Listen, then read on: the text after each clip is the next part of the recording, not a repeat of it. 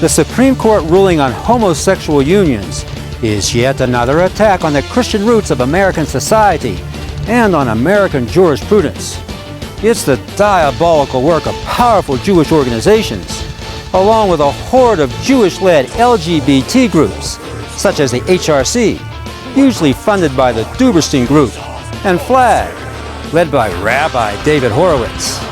Indeed, Jewry, with the Jewish-led and funded ACLU at the forefront, has been pushing the homosexual agenda from start to finish, resulting in the dismantling of the moral underpinnings of our country's legal system.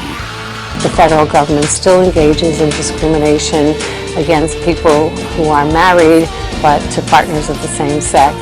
And the good news about that, at least, is that the New York Civil Liberties Union and the ACLU are working hard to challenge the Defense of Marriage Act. It all started when Jewish lesbians Edith Windsor and Thea Spire from Manhattan got legally married in Toronto in 2007 and then moved back to New York. I wanted to tell you what marriage meant to me.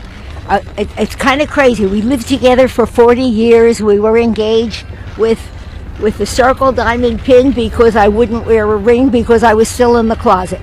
Okay. I am today an out lesbian, okay, who just sued the United States of America. In 2009, Spire died, leaving Windsor an estate of over $4 million. Windsor had to pay the IRS $350,000 since she couldn't claim federal exemptions due to the 1996 Defense of Marriage Act, DOMA, which barred same-sex couples from receiving federal marriage benefits.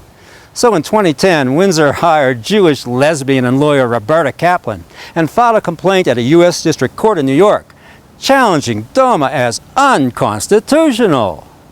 So overwhelmed with a sense of injustice and unfairness, I decided to bring the lawsuit against the government to get my money back. Robbie Kaplan answered my plea and took me on, along with James Essex of the ACLU, who joined us right up front, convincing the Obama administration to change its mind and no longer defend the constitutionality of DOMA. Then in 2011, Holder released a statement with regard to Windsor's lawsuit, abdicating the Obama administration's responsibility to defend DOMA's Section 3, which bars same-sex couples from receiving federal benefits.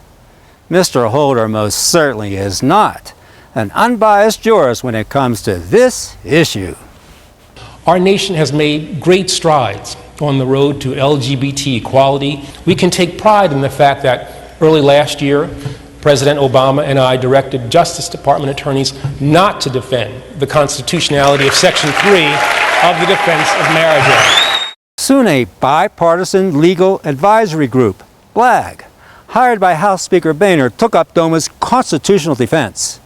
Flurries of motions were then filed by all the interested and conflicting parties.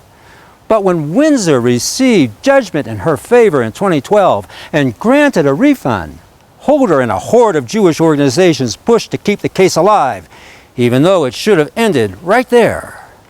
And although their arguments dealt ostensibly with jurisdiction and standing, their design was to get the broadest application possible of the striking down of DOMA, and they got it.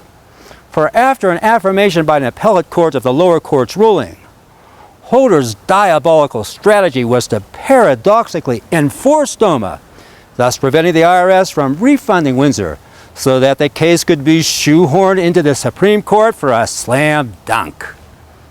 Using as props at the gay pride dinner at the White House on June 13th, the daughters of lesbian couple Laura Weiss and Nora Wynn, Obama pumped up his homosexual admirers for a big win at America's highest bench. We asked the president for his support of gay marriage because we have... With the ADL and its coalition of Jewish organizations filing an amicus brief with the court, and with 4 LGBT rights-friendly Jews on the bench, Ginsburg, Breyer, Sotomayor, Kagan, an alleged lesbian herself, and the proven same-sex advocate Kennedy, Jewry succeeded in getting DOMA struck down. Windsor and her tribe now got their 3rd day in court. The Supreme Court has announced its decision in Windsor versus the United States, and we won everything we asked and hoped for. Wow. Oh, wow. This is a complete skewing of judicial temperament. For while avoiding discussion of the rational applications for the legislation of DOMA,